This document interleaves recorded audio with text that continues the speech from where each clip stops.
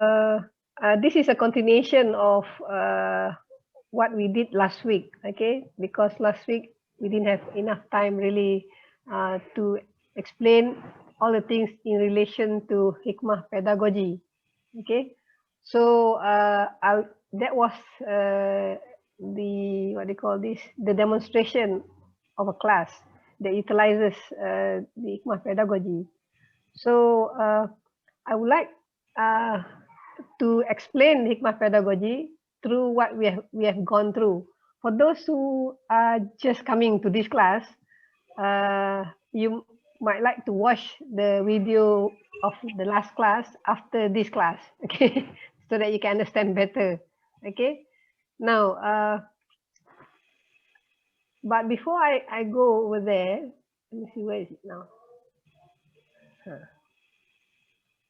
Okay, let me recall for you uh, in Hikmah Pedagogy or philosophy for children, we are interested in philosophizing, and we explained this in the first three videos.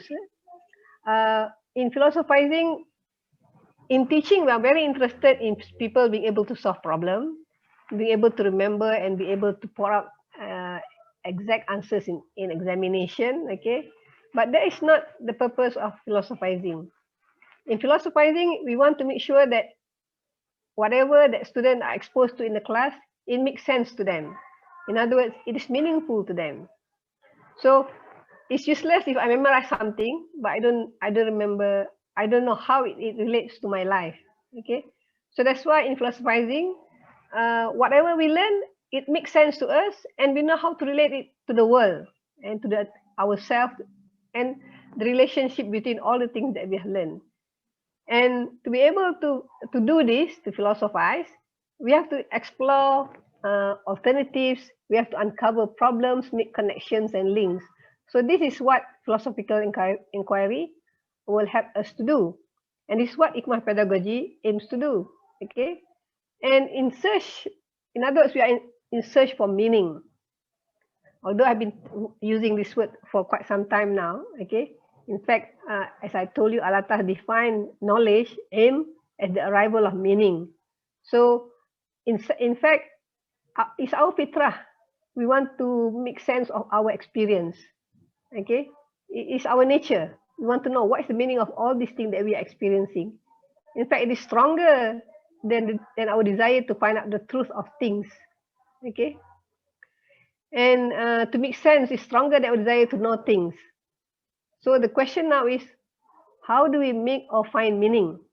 Okay, as I explained just now, the previous slide, it is being able to connect things.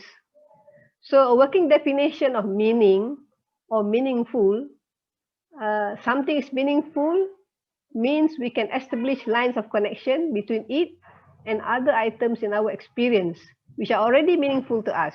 So in other words, if you're familiar with Piaget, okay, you have already something that you already know and meaningful to you, and you come through new experience, so you assimilate and you accommodate. Okay, you accommodate and then you assimilate. So in other words, the line of connection gets bigger and bigger as we grow older and older.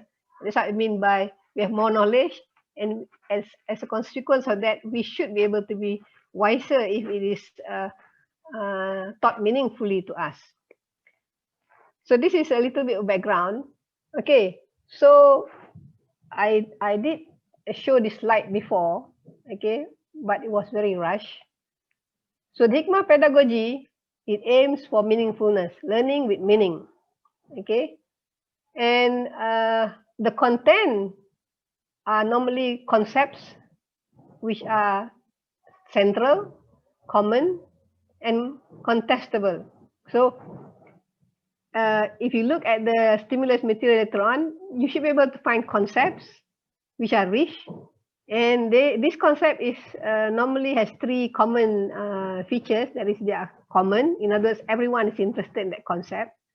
It is central. It's important to all of us, and it's contestable. In other words, contestable means there are more than just one way of viewing it. Because of this nature of the concept, this will give rise to discussion to come to a consensus, if it's possible. And also, there are philosophical questions. So this is the content of the philosophical inquiry, Hikmah Pedagogy. And the process of reaching the objective of the Hikmah Pedagogy is through the community of inquiry. Some say community of inquiry, but to distinguish it from many community of inquiry, for example, you have the community of scientific inquiry or a community of counseling inquirers, okay? So we can call it community of philosophical inquiry. So some people use COI, some people use copy, okay? And what goes on in that community, I think this is what you have witnessed yourself in the last demonstration. These are the things that happen inside that. Some of the things, although inside here there's no clarification, there is no probing of assumption and so on. There's so much to write that is related to thinking, critical thinking. But what the main thing here is, it is thinking, and these are the action you do when you think. Okay. And the teacher doesn't give all the answers. As you notice, the teacher, that's why I asked you, what was the teacher doing? We'll come back to that.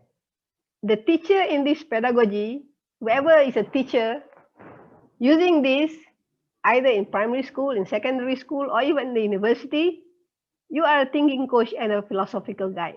You don't give answers. You what do you call this? You probe and guide the student to find the answer by themselves. Then it becomes more meaningful to them because it's not thrown into their throats. Okay, so this is the major feature of Hikmah Pedagogy. Very simple. If you get this, then you understand what it is. Okay. And I think you saw this thing, and we will discuss more. Okay. So that's why this one is what I've mentioned just now. For example, the content is not facts, but it's concept and ideas, big ideas, such as friendship, central and contestable. Okay. Same thing again.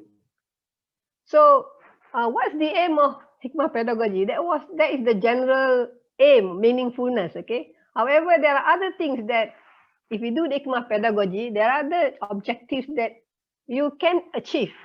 Okay.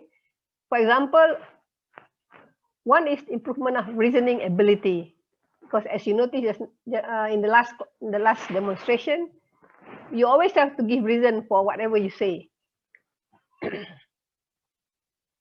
And then there is a development of creativity.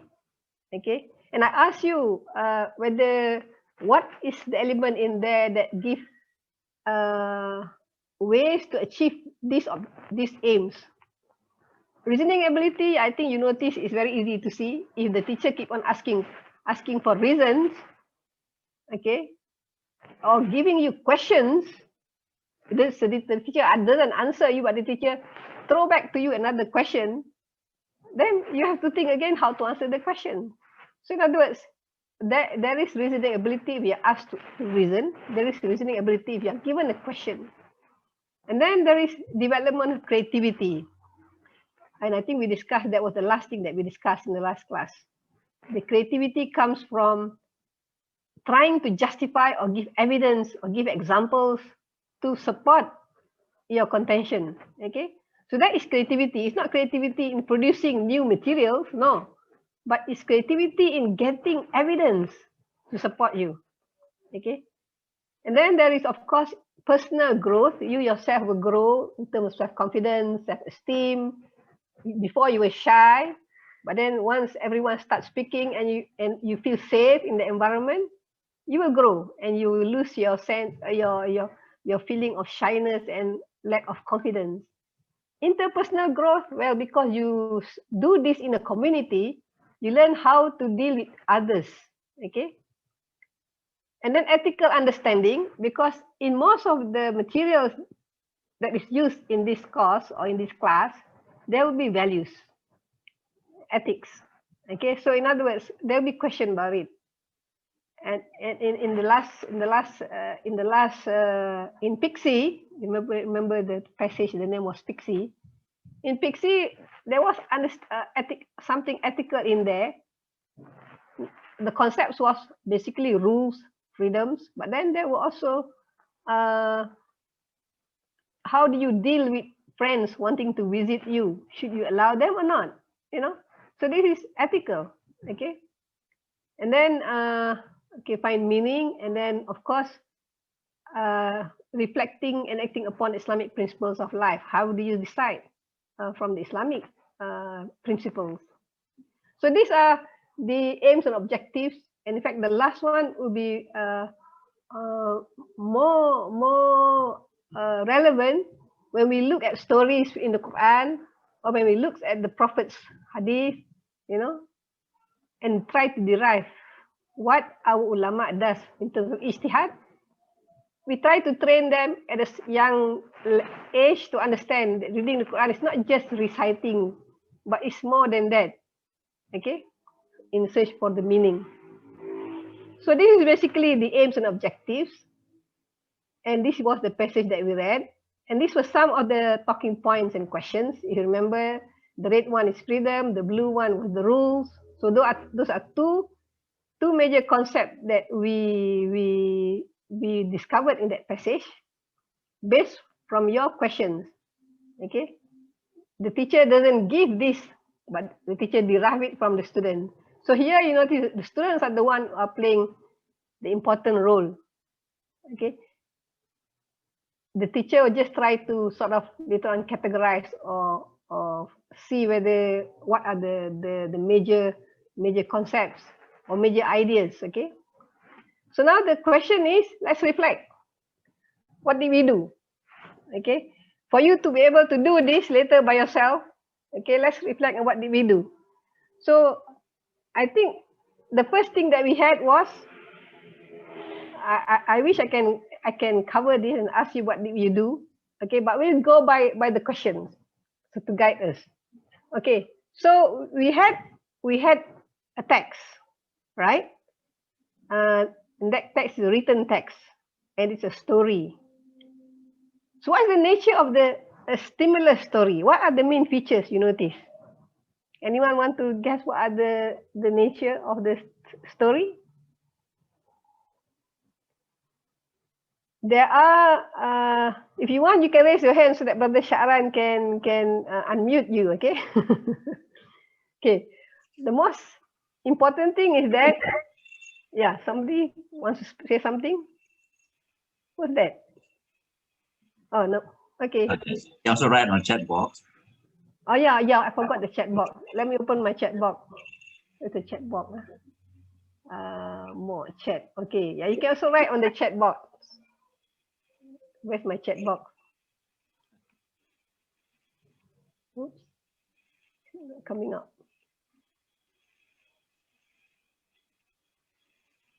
Where's the chat? Chat of that age. It's not appearing. Next to the. Yeah. Okay. Let me bring this. Didn't block my.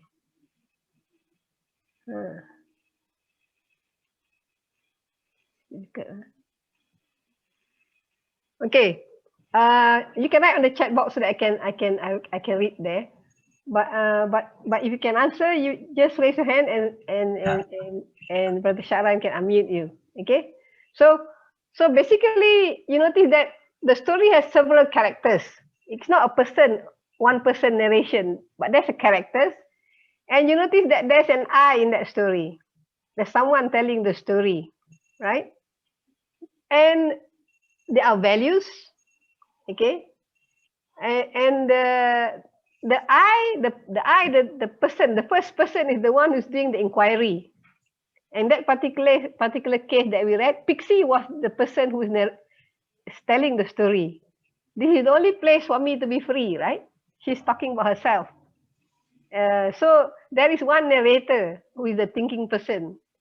So this gives why use the I, so that when somebody reads this, the children is talking about primary or secondary school, okay? they will be absorbed with the character of the I. It's like themselves doing it, okay? And then there must be a problem or a confusion in the stimulus material. So in this particular case, what was the problem? What was the confusion? Yeah, it's about rules, right? They have a confusion about the rules, whether to allow their friend in or not to allow them. So that was, or the confusion was how to interpret the rule, as you said, right? Can you interpret it? So that was a confusion. So there must be a confusion for the, and that was what we call contestable. One says yes, the other says no. So then we have to discuss. Then there is a ground for our discussion, okay? And there are values, okay? There are values also in there. So that is some of the basic feature of this story or material to be used. And there is, but we are not limited to just text, okay? There are other forms of stimulus. It can be video clip, short video clip, okay? It can be a poster. It can be bringing something to the class. I remember when I was visiting a school in London. I can't remember the school now anymore. It's a primary school. I went there for a conference, and then I saw that they had this school, so I requested, can I watch them doing this in their school? So the teacher was doing it with, I think was grade 1 or preschool, grade 1, I think, or kindergarten. She just brought a pot of flower plant that is dead. It's a dead plant, okay? So the student start asking questions, and then they had a discussion. That is for grade 1 or you can say kindergartens, okay? So in other words, the stimulus can be anything that you think will draw interest to student, but you must have a reason for it, okay? The next thing I want to ask is, in how deep we sit? I ask this question because it is important. In our case, this is the first time, as I told you, that was the first time I told you that we did online, but you all can look at me, and you all can also see your friends, right? By now, it's your friends, okay? They are your friends. So by now, you know there's Abdul Aziz, there's Abdul Ghaffar, there is Hamida, Ustazah Halima, you know, there is who else? No, Shikin, there is Nadia. I mean, you can see, okay, because we are on the screen.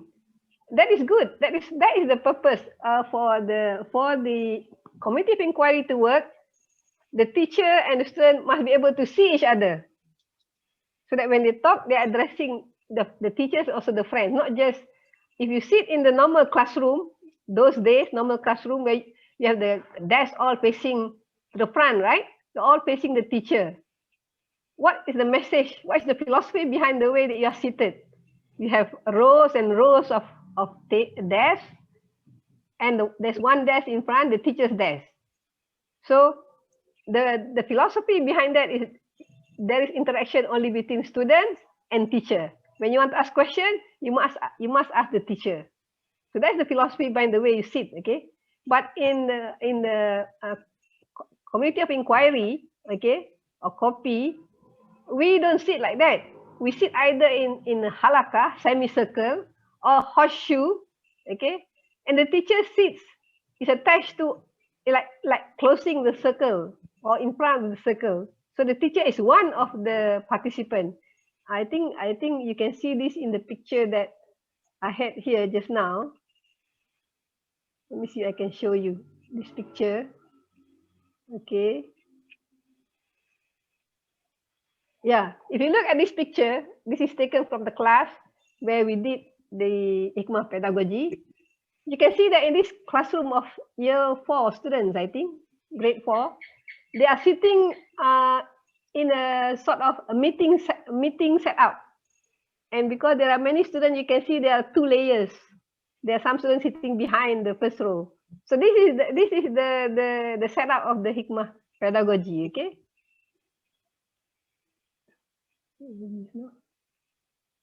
Okay.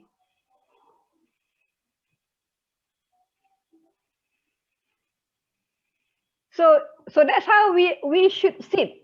If you want to do Hikmah pedagogy, and you can ask all my students, there are postgraduates, undergraduates. I had a class of 50 undergraduate students at one point. I said, oh, so big. I don't think I can do this. But what I did was, I do 2 concentric circles, so that those people from behind can watch other people from the other side. They can still visible, but they cannot see the people in front of them. Only that. Okay. So, but if I have class of postgraduates, normally about 10 of them will be sitting in the semicircle, and they will know that Prof. Rosnani, that's the way her class is. It's either a semicircle. Okay. So the idea is, we can see the teacher, and we can see your friends. So in other words, when you ask a question, you're not addressing me alone, but you're addressing the whole class. Okay. Now, so what did we do after we got the stimulus? In the case of Pixie, is a text. I think you remember we read, right? And reading can take many ways. You can have one person reading aloud, or you can, but that doesn't give the others the chance. So we take by paragraph, by change of speaker, we change. Okay. And if you notice, I was reading with Brother Shahran. When you read it that way, and you change when the speaker change, if there are 2 speakers, it's like acting. It's like acting, you know, and students enjoy doing this. In fact, in a primary or secondary classroom, after doing this reading, sometimes they can perform an act after that. And they know the scripts already by that time. Okay. But anyway, so the student read. So what do after they read and comprehended, okay, the passage, what do we do? So I want to ask you. I won't answer first. What do we do after that? If you remember. Anyone want to write in the chat or want to answer? After reading the passage and comprehending it, what do we do? Connecting to audio. Who's that? Farid? Nobody wants to respond? Oh, Amida said discussion. Yes, discussion. Okay. Asking question. Which is first? Discussion or asking questions? Naib says asking questions. Hamida said discussion. Which is the correct one? Ask question first, right? So we ask, who asks question? The teacher or the student? The teacher? No. Both can. Okay, both can. Right. Both can. Both. Okay. But preferably, do we want the teacher to be asking most of the questions or the students? Students. Okay. If possible, the teacher only will ask question when the main idea is not there in the question raised by the students. Okay. So it is by students, and when you notice the students don't have the main ideas that you want to discuss or you want to bring for the discussion, then you ask a question. That's why one way a teacher guide. Okay. Otherwise, if they miss the point, then there's no discussion. So teacher only asks when she doesn't see the point raised. Okay. Now, what about this question? Do we accept all the questions, or do we choose some questions? Anyone want to write in the board? What do you choose a question, or we accept all questions? I mean, the question that they ask, do we put it all on the board or we don't? Choose. Shadi said choose. Sharan said majority we accept. When Sharan said majority we accept, depends on how many questions were raised. Okay, if there are few, then we can say majority. But if there are so many, we cannot say we take all. Okay. So in other words, for young children, you have to take all in the beginning, and you limit it. So say I only have space for 11 questions. I will take the first 11 questions. Okay, And then you put the questions on the board, regardless of maybe some question is repeated, some question has answers in the book. It's okay. In the beginning, take all the questions that can fill the board because you want to discuss on the board. Okay. And why is that? Why is that? Why should I take all the questions? Why don't I say, oh, this question there's answer already in the text. Let's have a more difficult question. Why don't I say that? Okay. Anyone? Why didn't we say that? Respect, yeah. Encourage the student. Yes. When student, and what do you notice is that I put your name beside the question, right? You remember I put the name beside the question. So if you are a young student and all this while you never get the teacher's attention, and for once you are brave enough to raise a question, put your names up there, you feel happy and proud. You know, this is something to appreciate and to respect, and you will gain more confidence next time to ask more questions because the teacher respect you. The teacher doesn't brush you aside, brush you away like that. Okay, so this is very important. But as you go on discussing the question, you can say, okay, this question, does it have answers in it? So you go by the question, does it have answer in the text? Say yes. Okay, what's the answer? No need to discuss. What's the answer? Somebody give the answer as in the text. Okay, we are done. Okay, but you don't have, do you have to answer all the questions? You have to answer all the questions. Suppose I have 11 questions. Do I have to answer all the questions? No. Iman said no. Yes, no. We don't have time to answer all the questions. Remember, our focus is not on the product. Our focus is on the process. On the process, the thinking process, not on I have to answer, I'll be able to answer all the questions. No. Okay. There's no need. That's why what we did after the question, what did we do after the question? After the student raised the question, what did the teacher do? Anyone remember? Do we immediately answer, or what did the teacher do?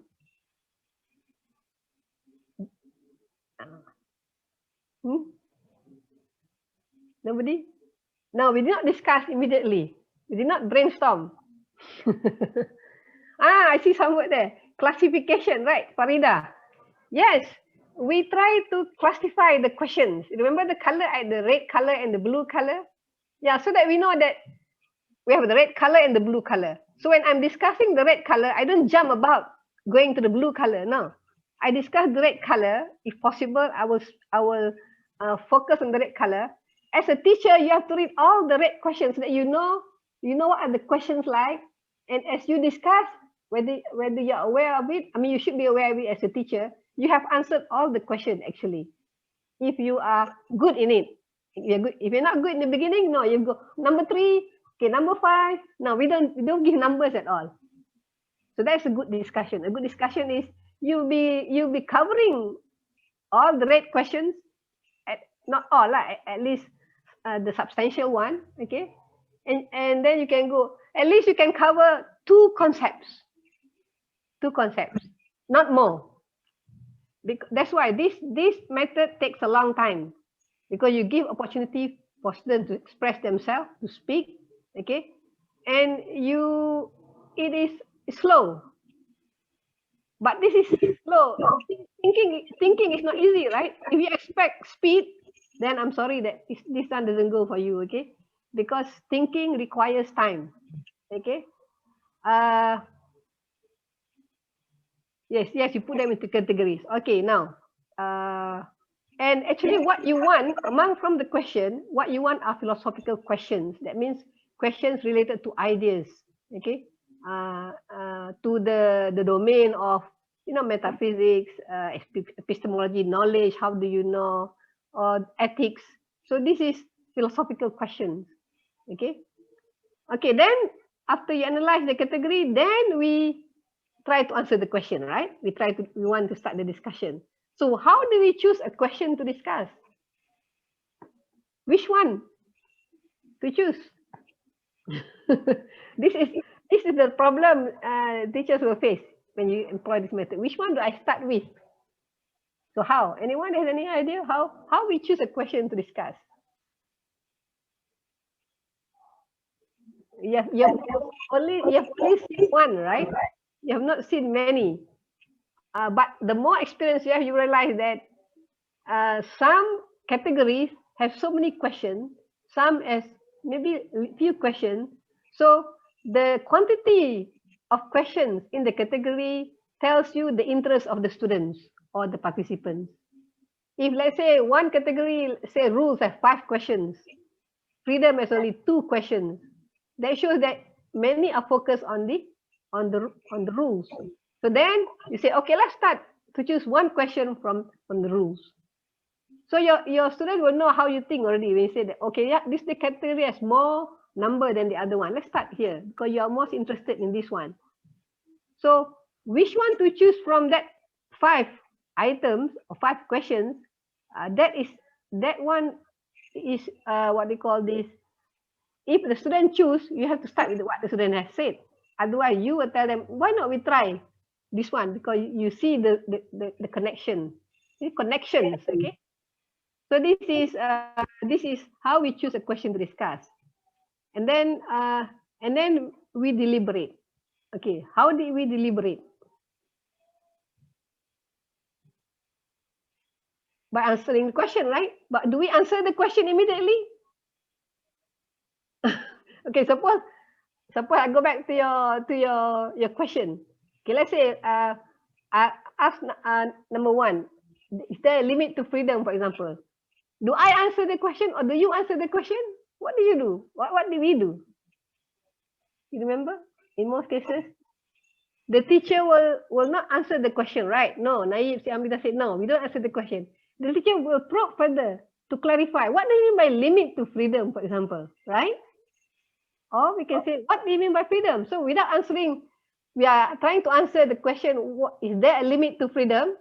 Suddenly we ask, or somebody asks, what is freedom? So now we are tackling the question, what is freedom? You see what I mean? So yes, teachers throw a question to every response that the students give.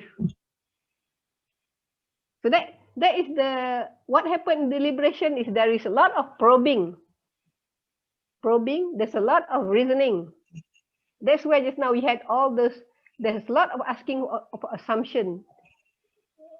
So this is the deliberation or discussion, okay? And then finally we conclude, right? We conclude whether now we have understood what rules are and whether between Pixie and Miranda, Pixie seems to know the spirits of the rule. Miranda seems to be very literalist, okay? As you said, both have their roles. At a certain time, one is better, but I still insist that Pixie thinks about it. Okay? So you can conclude whether you have a consensus or not. It doesn't matter. At the end of it, you will get a better way to think about things. Okay, so that is the idea, the process. Okay, and so that could be the conclusion. Okay, so what we have discussed here from point 1 until point 8 is what is called community of inquiry. So how do we do community inquiry? These are the steps. So you take note, these are the steps. But of course, this is possible if you are teaching primary school, secondary school, but in university it will be different. For the university, we are not interested in this. Seating arrangement is important. Okay, stimulus, because you have some text to cover, you can use whatever your text is. Okay, but the main thing is the way you conduct the class. Do you give answers or do you ask questions? That is the process of number. There is no process of, let's say, in the university, okay, at that level, there's no process of number 5, number 6, or number 4. What's important is number 7.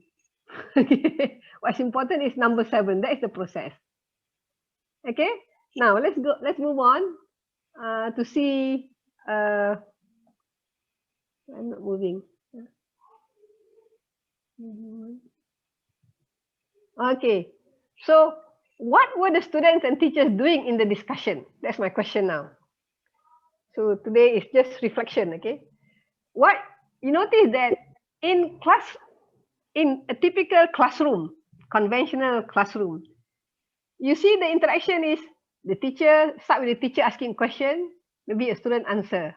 Then the teacher asks another question, the student answer. Okay. What we want to see is the end, the later part. You see, teacher, student, student, teacher.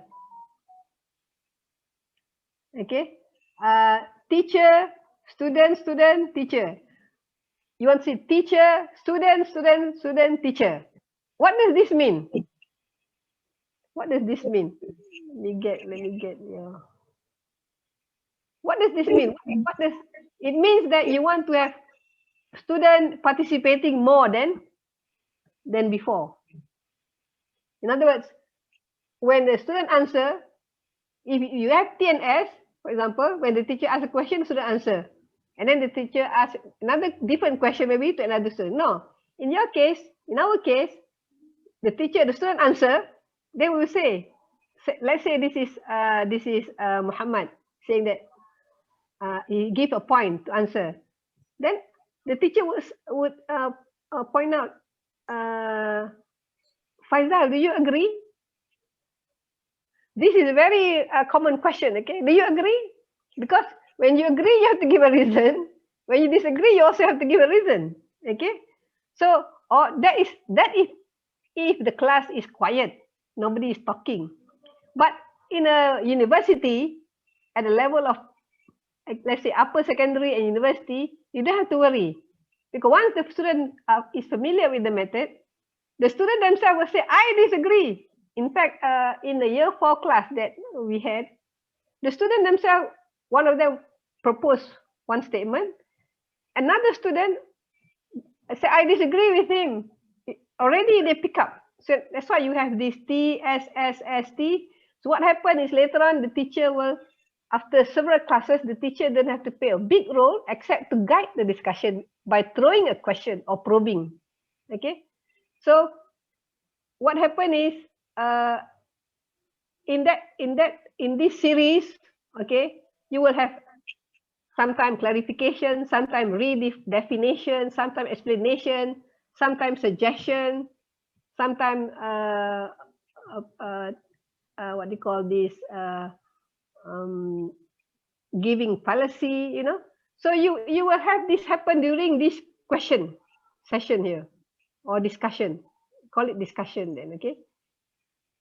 But the most important thing, the role of the teachers is to probe the student.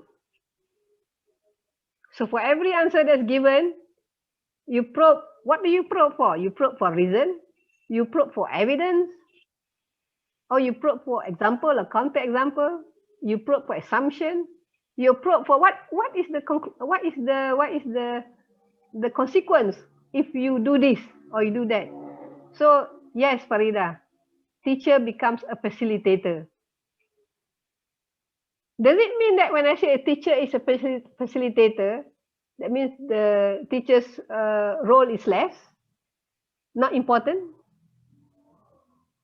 Because we used to have this feeling before when you say a teacher is on a stage on the stage, so he's a very important person.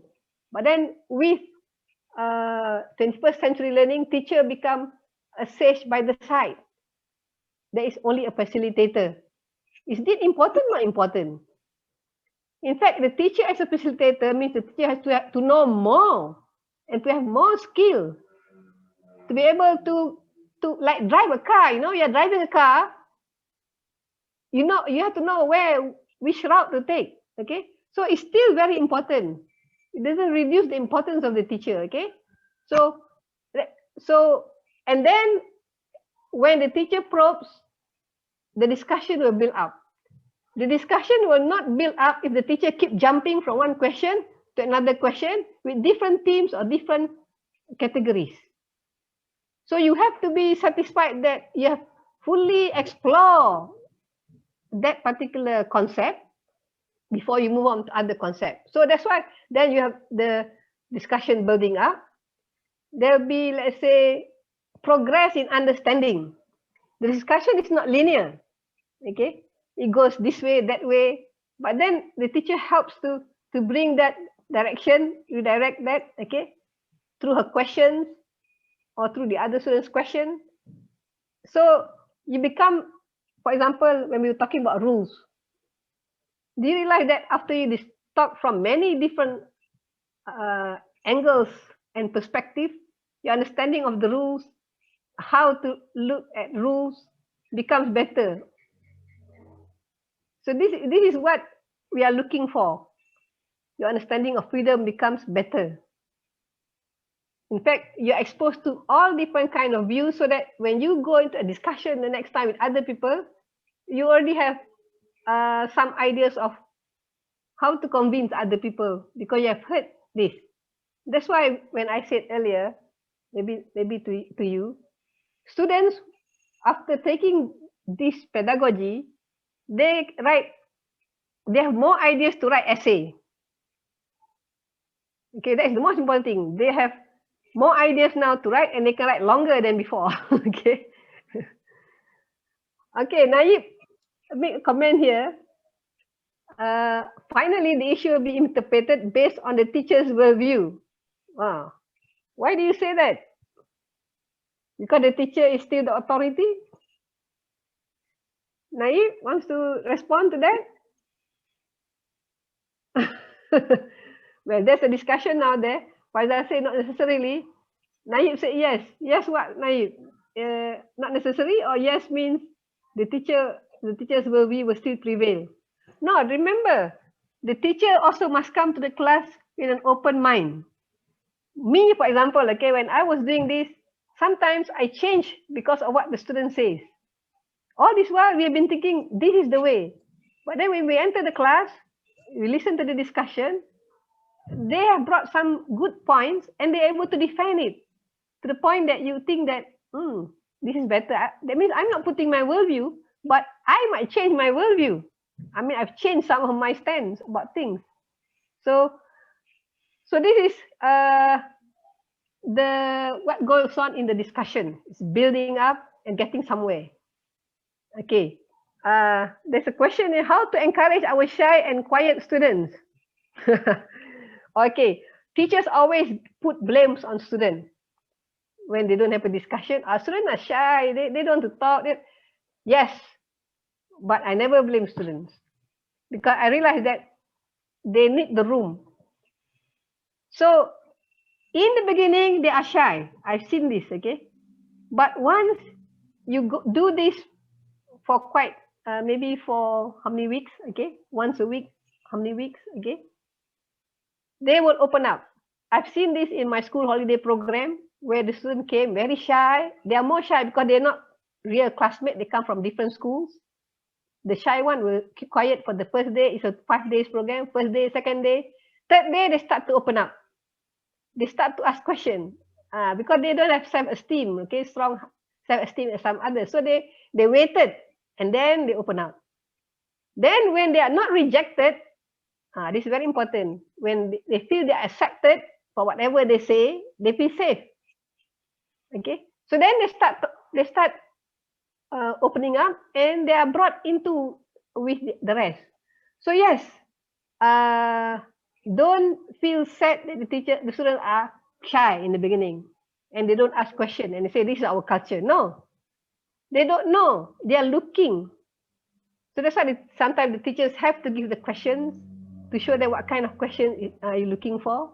Okay, so what's this one, Omar? Some lecturers don't like hard question when I ask one. What are your comments? Yeah, that's why you have to know a lot more. Then but look at this, okay? When you do this method, you don't have to answer the question. That's why we shouldn't be afraid of any question because whenever someone asks the question, you will see this in my class. If someone asks me the question, I never answer the question. I said, okay, what do you think, Faizal? I would ask them first. And then I get another one. What do you think? And then you can see there, from there, you are building it up. So you don't have to worry. But I know some teachers, when we were doing this in the schools, they were frightened. They said, now I have to prepare myself because the student asks all kind of questions that is not in the text. So they have to say, they have to Google and read some extra informations, So enough is good. Okay, so that is so this one we've done already. How to do COI. Okay. Now, only thing is that for a teacher to come to this class, you also must prepare a discussion plan. Okay, the line of inquiry and so on. I won't discuss this here. Okay, but the rest we have discussed. Now, the stimulus, as I told you, can be different forms. Okay, the stories, the text is used as a model in story form of a copy or COI. Okay, reflecting the values and achievement of past generation, mediated between culture and individual, portraying human relationship. For example, the relationship between the daughters, between the mothers and the daughters, and so on. Okay. There are the versions of committee of inquiry. I'm sure you have heard of counseling circle. There are also counseling. And then you have community scientific inquiry, and then you have also halakah in Islamic program, Islamic studies. How are these different? They employ the same thing. It's a circle.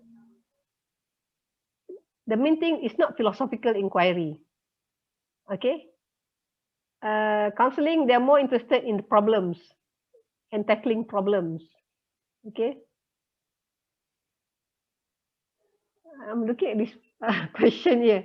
When students give answers, even though not correct, but appropriate them and complete answer. Yeah, finally, of course.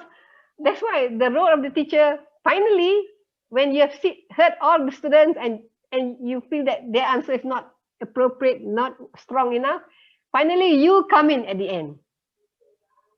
But you have to tell them what's wrong. Okay?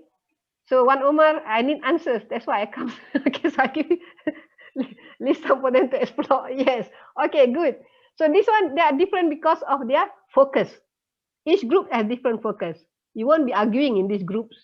You won't be arguing philosophical in the counseling circle. You'll be discussing how to solve this problem of your clients. Scientific inquiry, you'll be talking more about evidence, empirical evidence. So we have discussed this, right, in the first 3 lectures, so you know the difference. Okay. And then we will talk about okay, questions. What kind of questions? Okay, as I told you, this is the most important thing. What kind of questions?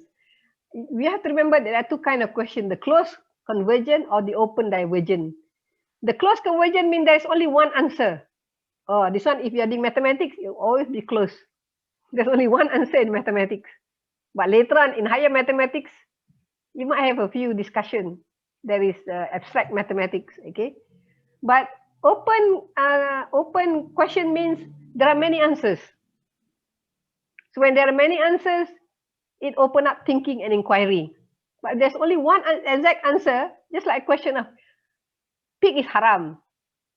I can't discuss anymore because there's only one answer. You cannot say it is not haram. But then when you go deeper, then there is problem. Okay. But anyway, so you have open question. That means it opens up thinking and inquiry because there is more than one solution. Okay. So that is one way to look at questions. Okay, whether this open question or closed question.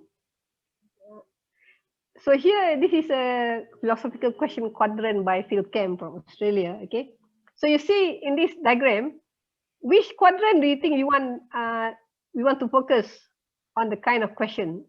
If I say on my right is number 1, 2, and then left 3, and up back 4, which quadrant will you be interested in? Quadrant number 1, number 2, number 3, number 4. Right, your right. My right will be your left. Okay.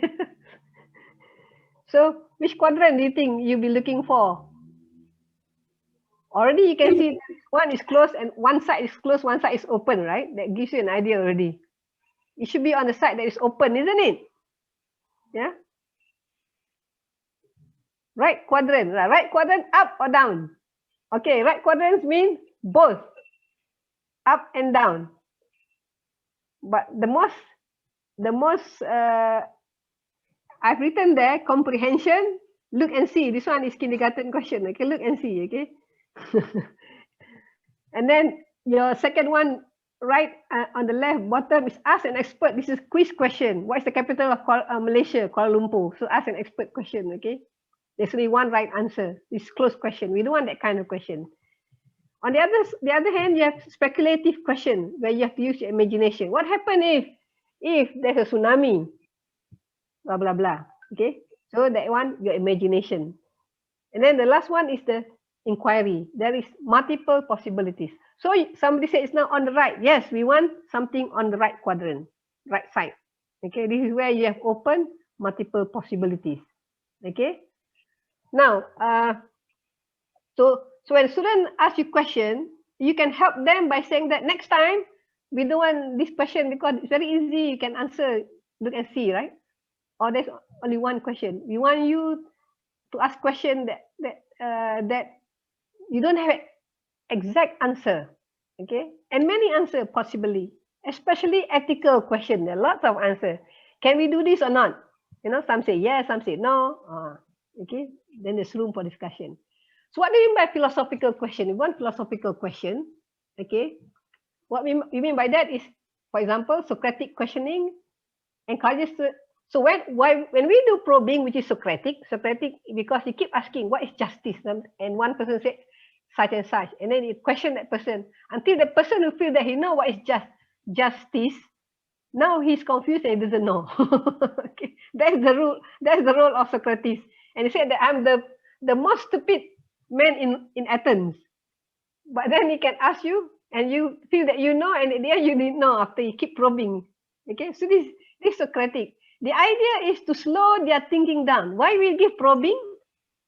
To encourage students to slow their thinking down, to reflect and elaborate on it. Okay. In this way, we help students uncover, perhaps discover for the first time, the logical structure of their thinking.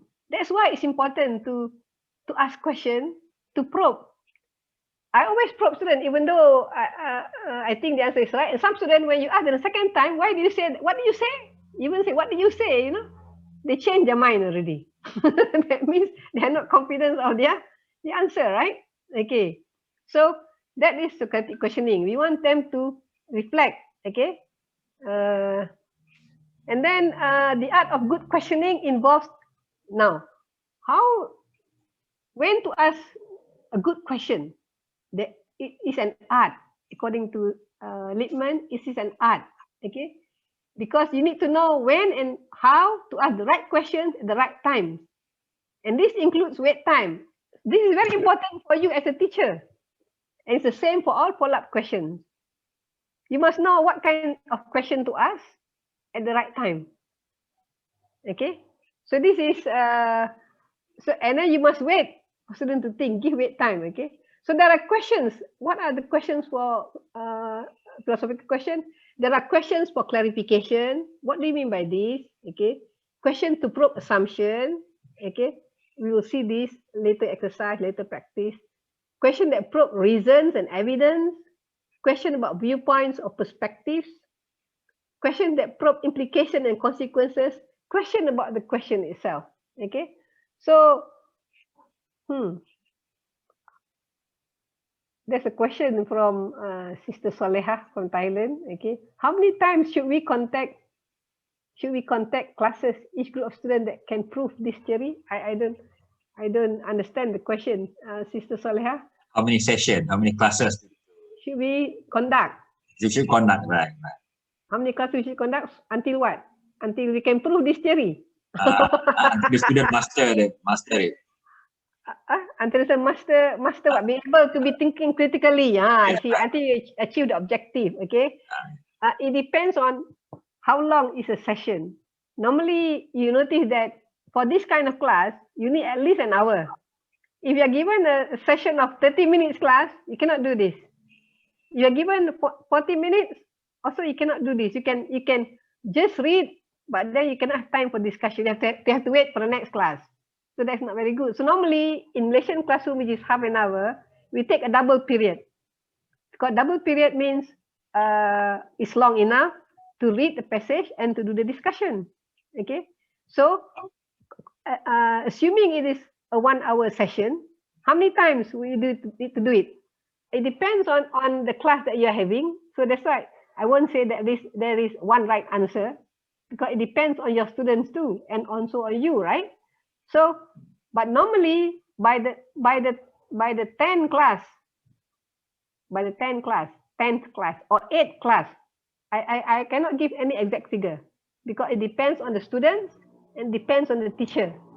But by the 8th class, normally you can see if you ask the question, always probing for reason. How do you know?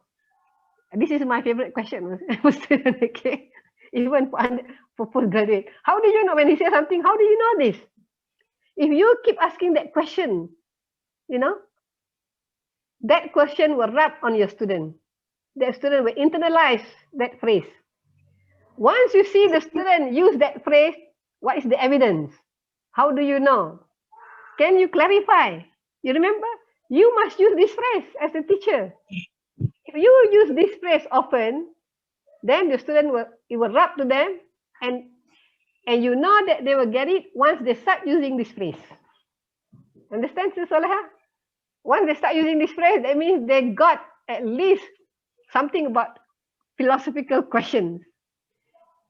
But you want to see whether they can reason, right? So that's why it takes a little bit more. But according to some scholars, it takes about 20 sessions. I mean, to be convinced. But I've seen this in not 20 sessions. It depends on the students. Even in a week class, we conduct studies for about 2 months. That means about 8 weeks. Yeah, the teacher were already overwhelmed by the change in their students. That's what you're looking for. Change in the students. They're able to express themselves. They can communicate. They like the class. You can see that very quickly. Very quickly. In 1 month, 4 classes, 4 hours, you can see it already. Okay, I hope I answered your question. Okay, then introvert, I think I've answered that already. Is this applied to all subjects? Okay, what if there's not enough time to cover all the subjects? Okay, yes, who is that? V3, yeah? What do you think, V3? That's how I do it. I don't answer your question. What do you think, V3? Where's V3? You want to answer me? In what do you call this? Verbally, can we unmute you? Are you V3 from Brunei? Indonesian in Brunei? Where's V3? It's hard for maths. It's easy for maths, actually. Yeah, it's hard for maths. No, actually, it's not hard for maths. You see, before you do the problems, this is where our teachers fail in mathematics. I was a math teacher, okay? The most important thing in mathematics is explaining the concept. Don't forget that. Yeah, even I want to do addition, subtraction, multiplication, and then fraction and so on. The most important part in mathematics is the explanation of the concept.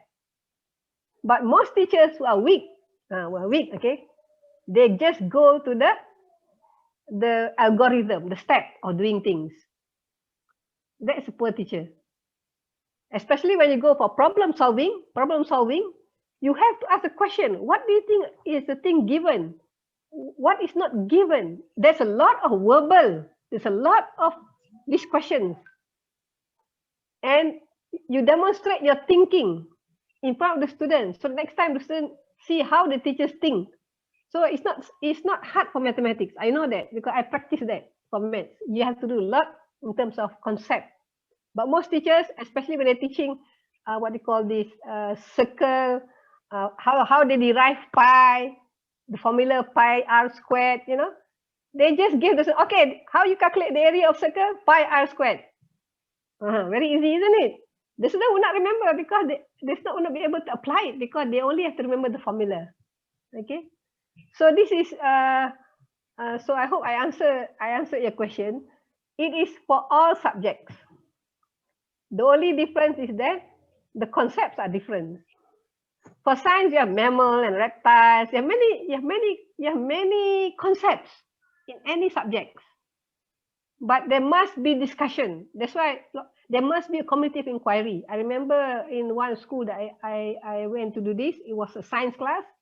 Before this, the teacher never talked about asking them questions before she does the experiment. She does the experiment, The student just watched and they were not paying attention until she started using this method. Then the student who was sleeping cannot sleep anymore because she has a lot of questions to ask them. So you see, it makes a big difference. Okay, let me move on because time is running. Is there anything new? Okay, I don't think we need to have this. So what is a good discussion? Okay, the net result or outcome indicates progress as contrasted with the initial condition. Now you see understanding, arriving at a consensus, or now they're able to formulate the problem. A sense that something has been accomplished, a group product has been achieved. That is a good discussion. Okay, it's not linear, but it's cumulative. It goes little by little. Okay, it's not brainstorming. Brainstorming come from many things, and then you cannot build it up. Okay, and it not involve everyone present. So you don't worry about the shy student, the introvert student, because although they're not speaking, they are listening. So this program is good to teach students listening because you need to listen before you can give your opinion. So they are listening. I remember in one class that I had the study, the students, because this class they have to speak, the shy or the quiet one never spoke. Okay, so this time when the teacher asked, they spoke, and then their friend was saying, we never knew that he could think very well. So it just shows that the students were with the class, okay, except that they were not given the opportunity or they didn't have the confidence to speak. So that's why you build up the personal growth of the child. Okay, now, okay, facilitating a discussion. The question asked has to be precisely appropriate to the occasion. Knowing which question to ask is a matter of classroom experience, philosophical insight, and tact. Adopt a conversational style that enables a variety of questions to be posed in ways that are casual and improvisational. So make it relaxed, okay? And the aim is to make the discussion more comprehensive and not more abstract. Okay, that is the aim. Okay, we don't want it to be abstract. We want it to be comprehensive, clear. Okay. So when you are questioning and probing, I think we have gone through this. You ask this kind. You ask for definition, for assumption, explaining, summarizing. Okay. Look at these questions. Do you think that these are probing questions or non-probing questions? Suppose you ask this question. What reason do somebody gives an answer? So you say, what reason do you have for saying that? Why do you agree or disagree with that? How do you define the term you just used? What do you mean by that expression? Is what you are saying now consistent with what you said before? Yes, Hamida answered. It's probing. It is probing question. So these are some questions you use. Remember, if you keep using these kind of things, your student will get it. They will, you see, it is, at first it is community of inquiry. They hear their friends asking this. Okay. Later, they begin to put this question into their own head. Before they answer something, they will have to be able to put this question into their own head. Okay. Okay, this one is, if you're interested in to find out somebody's view as a teacher, these are the questions you would ask. Why did you find that particular incident interesting? How did this part of the story help you understand the rest of it? Does this story raise issues you think we ought to discuss? So this is, when you say students are shy, then maybe we can ask you, do you know how to elicit opinions? Do you know how to get your student to speak? Okay, it's a reflective question. Yeah, definitely they will learn how to speak to answer this question. Okay, what are you requesting here? What do you mean by it? Can you define the word we should just use? What does the word dash refer to? If a thing is a dash, what are its chief features? What are you asking here? What are you requesting for? Definitions, okay? You're asking for definitions. Okay, so I didn't realize time flies very fast. So here you're asking, exposing assumptions. So here you're searching for assumptions. Okay.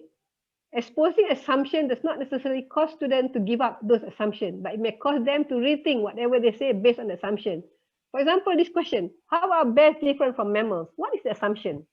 Just to see whether you know what is assumption. How are bears different from mammals?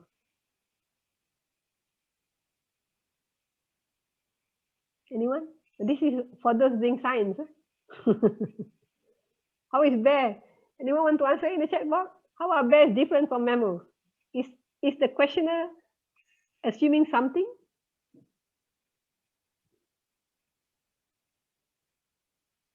Bears are not mammals? Are bears mammals?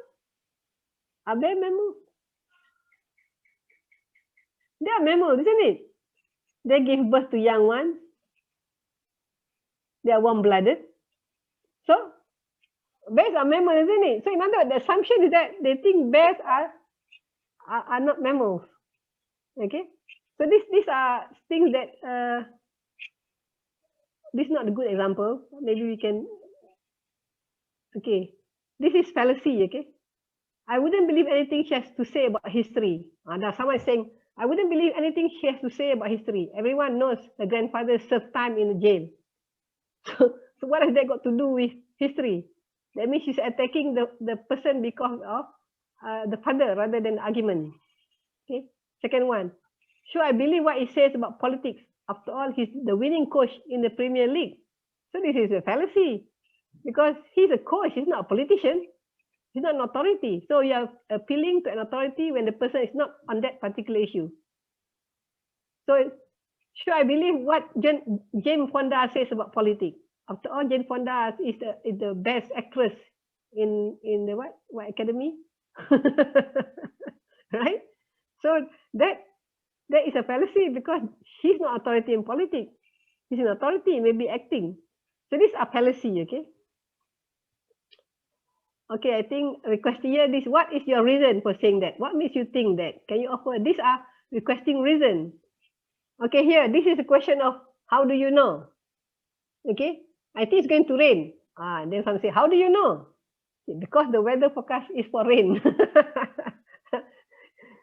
I know whether you think this is going to rain. He doesn't say it must be what? He doesn't say it's definitely going to rain, right?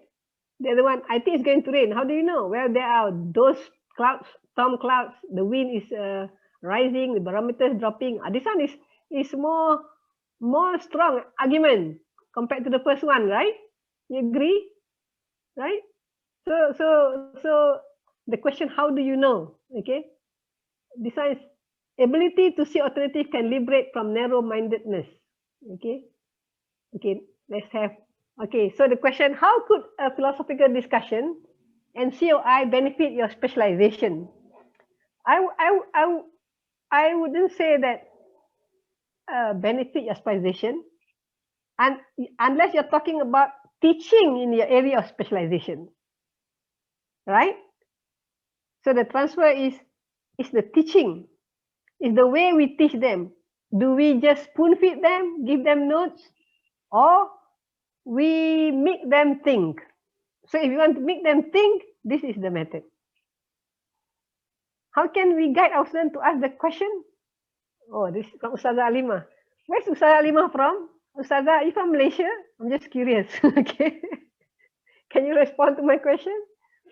Are you from Malaysia? Are you from Singapore or Indonesia? Because you all are in the Malay world here. I doubt it's a Nigerian name. Singapore, right? Okay. You're asking how can we guide students to ask the question? By doing this, give them a review of, let's say, I teach an issue class.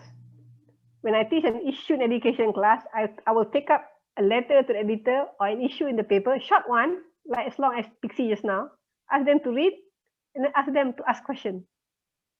So in other words, there must be what do you call this? The right question. That's why they need to know the philosophical question. They learn from you. So the first day they will ask questions, but you also give one or two questions.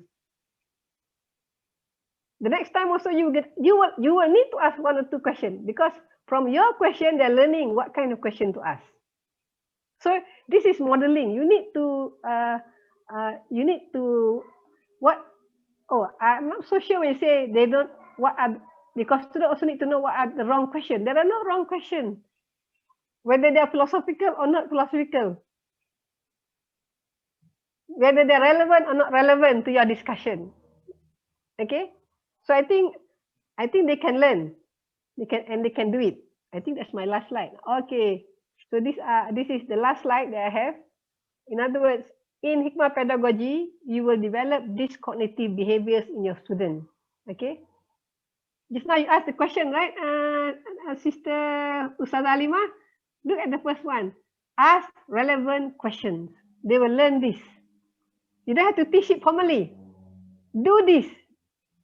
You become the model. Okay, they will get the point. What is a philosophical relevant question? They will avoid sweeping generalization. They ask that claim be supported by evidence. Develop explanatory hypothesis. Recognizes differences of context and build on the ideas of others. Okay, and then the cognitive behavior, that is inquiry skill. The other one is open-mindedness. Accept reasonable criticism, welcome hearing the other side of the case, respect others and their rights. Learn to respect. Okay, that's why they are brave enough to ask questions, because nobody will say this is a stupid question. Nobody will laugh at you. Okay, everybody will learn to respect, because they also don't know whether they are right or wrong. Okay, cognitive behavior. The third one is reasoning skill. So here is all the skills that you need. I will give these slides to you, inshallah, through the Syakran. Okay, so any other question? I'm asking, where is it? How to make difference between contextual teaching learning approach and Hikmah Pedagogy? Sister Dara Ifah. How to make difference? How to make difference between contextual teaching learning approach and Hikmah Pedagogy? What do you mean by contextual teaching learning approach? Can you give an example, Sister Dara, Sister Ifah? See, here goes Prof. Rosnani. She doesn't answer your question, right? If you want to learn, that's how I teach. Okay, but in the end, they will get it. Okay, so what do you mean by contextual, Sister Ifah? Contextual teaching learning approach. Are you around, Sister Ifah? I can unmute you. Can you want to give Okay, go ahead. Yeah. Okay. Assalamualaikum warahmatullahi wabarakatuh. Waalaikumsalam. Okay, because when I heard all your explanation or presentation, I found some similarities about Hikmah Pedagogy, between Hikmah Pedagogy and contextual teaching and learning. Because in the elements, contextual teaching and learning also use inquiry, questioning, learning community, modeling, reflection, and they use alternative materials. So I'm just still confused. Okay. What is? So what field are you in? English language. Yeah, there is some similarity. That's why I heard also from my English colleague, teachers. There are similarities, but the point is, whether do you give a lot of opportunity for what do you call this, students to express themselves and reasoning? Yes. What? Do you look at this cognitive behavior that I show you on the board? Yes. For example, when I was teaching in school, for example, I want to raise up the issue. I mean that a text about tornado. And then in the pre-activity, I asked some questions that related to the disaster. And then I asked the students what happened. For example, what happened in Indonesia in 2004? Some students answered tsunami, and then flood, and then so on like that. And then I make a classification about the disaster, man-made disaster, and then a natural disaster. And then suddenly the students said tornado. Then I directly take that answer, and then I give the purpose of the study is about the describing one of the disaster tornado, something like that. So contextual learning, what I understand is by interacting what happened around the students. Okay. So do Yeah. you do a lot So of and then when yeah. do you do a lot of probing and asking for What? reasons? Do you do a lot of probing and asking for reasons? Yes. Because when after I give the text, and then they read, and then of course after in the text, based on the textbook, right? After the text, usually we have several questions, and then they answer the question, and then I ask them back, why did you answer that? Why how do you find that answer? Yes. Who is the father of contextual teaching, learning based teaching, contextual based teaching? Who is the father? I'm just curious, first of all. Okay. You know who is the main scholars? What the main scholars? I forget the name. Who's the founder of the contextual teaching? I forget. Yes, I forget. Maybe you can share with us later on. You know. Yes, I will. I will have to look into this. But I remembered there was one English lecturer in my place that we can see the meeting point. But I don't know whether what is your goal. But in Hikmah Pedagogy of Philosophical Inquiry, you have seen the goals, right? It's for critical thinking, for development of creativity, personal growth, and so on. Okay, so I don't know whether you have the same. The main thing for comparison is what is the philosophy or the goal, the aims of the program. If it's the same, then you look at the method. Okay. Okay, I hope I answer your question. Okay. Okay. Thank you. Okay, there's a question here. Is Is Hikmah Pedagogy same as teaching higher order thinking skill? Well, what do you think, Brother Abdul Fattah? Can you answer that question? Ashikin say Rosnani will answer your question with questions. That's the way. I have no choice. Because this is what has been internalized, okay? So what do you think, Brother Abdul Fattah? Is it the same? So then the question is, what is higher order thinking skills? It is analysis, synthesis, right? Evaluation. Yeah. So it's the same. Because we say critical thinking, you have to be analytical, okay, and evaluative. When you say creative thinking, you have to be able to synthesize, okay. So that is the purpose of talking about Hikmah pedagogy in the 21st century, okay. That is a Prof. Fattah. Go ahead, Prof. Thank you. Okay, shukran. From Brother Fattah from Indonesia, right? I think. Yes, from Indonesia. Okay, so I think you can answer a question. Anything else? If not, we can stop for today. And next week we will do another exercise, maybe from taking something from the Islamic text or material, and then we will discuss about it the following week, because we have only 1 hour. Okay. Yes, you can have my slide. I will give you the slide. Okay, Sultan Wahid, what will be topic next week is a practice. Okay, inshallah you like the practice too. You need the practice to be good. Okay? There are other things I need to explain, but we will do the practice in between. Okay, thank you, Brother Shahran. I think we can share with you the PowerPoint slide. Okay, and see you, inshallah. Hi, Mim. Okay, see you everyone next week. See you from next week, inshallah. Okay, inshallah. Assalamualaikum warahmatullahi wabarakatuh. Waalaikumsalam.